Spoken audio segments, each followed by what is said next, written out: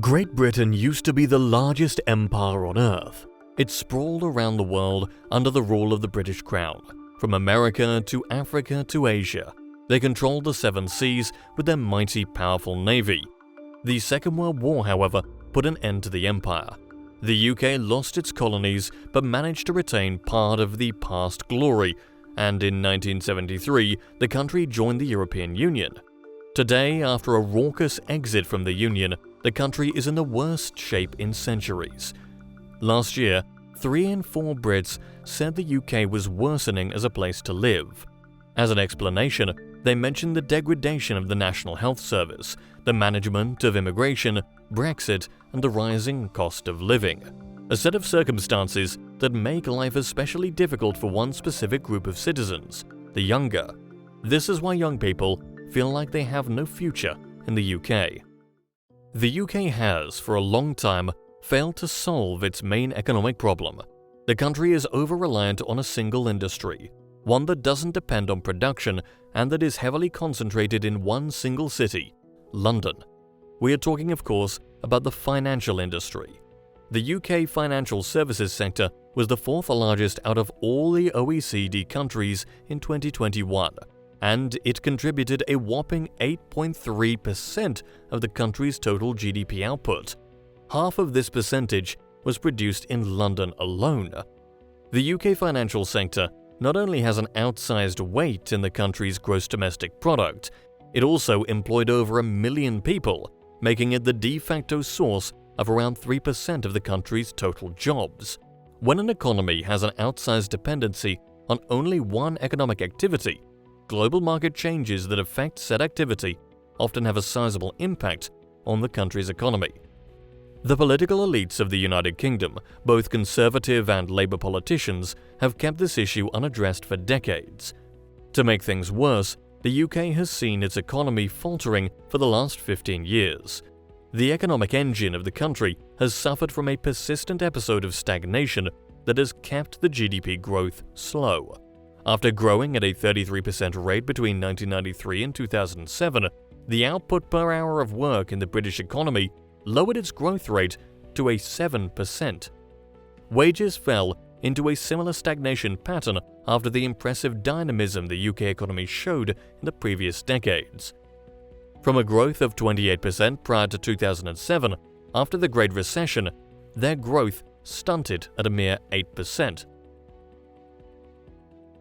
After the 2008 global financial crisis, the UK's GDP growth rate flatlined around the 2%, a lackluster amount of economic expansion. Recently, after the turbulence caused by the COVID pandemic in 2020, the rate closed 2023 at a meager 0.1%, or in other words, deeply entrenched in a mild recession. This lack of economic drive has tempered the capability of the UK economy of providing its youth with opportunities for economic competitivity. The exit of the United Kingdom from the European Union was the last straw of a long list of poor executive decisions made by the country's political elites.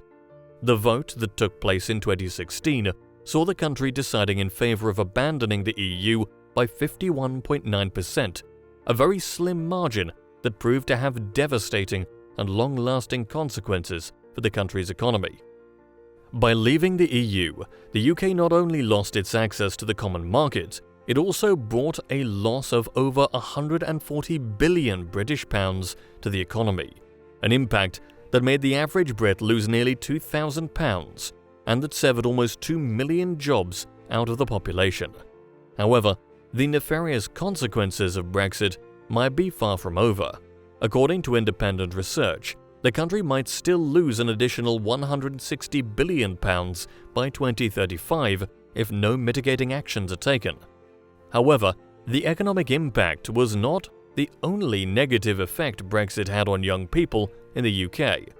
The exit from the Union also deprived the country's youth of a vast territory to travel, study in, and migrate to, bringing in exchange an ever-growing set of paperwork, requirements, and burdens for any young Brit longing to take advantage of the UK's membership to the EU. Post-Brexit, The first sign that the UK was becoming an unwelcoming country towards young people came with the increased number of highly skilled workers of European origin leaving the UK.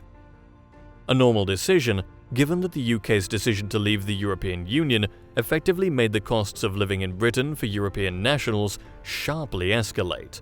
As such, after the referendum was held in 2016, and even though the actual immigration policy towards the EU did not change until 2021, EU net migration to the UK started to fall immediately. A trend that escalated as the new EU immigration policy's entry into force was coming closer and closer until arriving in the first month of 2021. One of the sectors in which the brain drain could potentially have a bigger impact is among healthcare workers. The country's NHS, once a reputed healthcare system that could make anyone in the wealthier countries jealous, today has the lowest satisfaction rating among patients it has ever had. At the same time, consistently for the last 5 years, less than half of the NHS workers feel their work is valued by the organization that employs them. As such, the country is facing the irretrievable loss of those in charge of healing and taking care of the population's health. A considerable number of young doctors and other healthcare workers who are currently navigating through the UK's education system say that they are seriously considering leaving the country. According to research published earlier this year by the medical journal BMJ, those having the urge to leave might make up almost 30% of the people being trained for a healthcare career. In other words, 1 of every 3 healthcare students in the UK considers a future away from their home country. At the same time, the impact of the NHS worsening is already being felt in the country. Average life expectancy at birth in the UK is, at 81 years old, lower than all the rest of the English-speaking countries, except the United States, and also lower than most of Europe. Perhaps one of the UK's most pressing issues might not be exclusively a British problem. The youth of Britain, as well as other young populations in Western countries, face a dire problem when it comes to finding a place to live. One of the main problems of the UK's housing market might be the deep reduction in government-funded housing. Once a tool that allowed people with lower incomes to access a home, social housing in the UK is nowadays a minimal expression of what it was. According to the data, there are now 1.4 million fewer social housing lodgements in the UK than there were in the 80s. This lack of government-funded housing has consistently impacted those who had less disposable income to gear towards a home. And the thing is, the construction of other types of homes has been consistently at roughly the same levels since the 70s. While the construction of new homes has slowed down, so now half the number of homes built in the UK were being built between the 40s and the 80s, the population growth has not followed the same trend. Today, after the population growth of the United Kingdom experienced a pronounced dip as a consequence of Thatcherism, the country's number of citizens has been steadily growing. In 2022, thanks mainly to international migration, the country's population growth rate was the highest since the 1960s. Furthermore, the housing market strain has created an explosive crisis that in the last 3 months of 2023 made the number of people in situations of homelessness in the country jump a whopping 16% in a matter of months. As has happened in other European countries, political elites in the UK have for long overlooked the reforms the country was in need of. Both sides of the ideological spectrum have shown the same lack of commitment to the renewal of the British economy to make it competitive for its youth.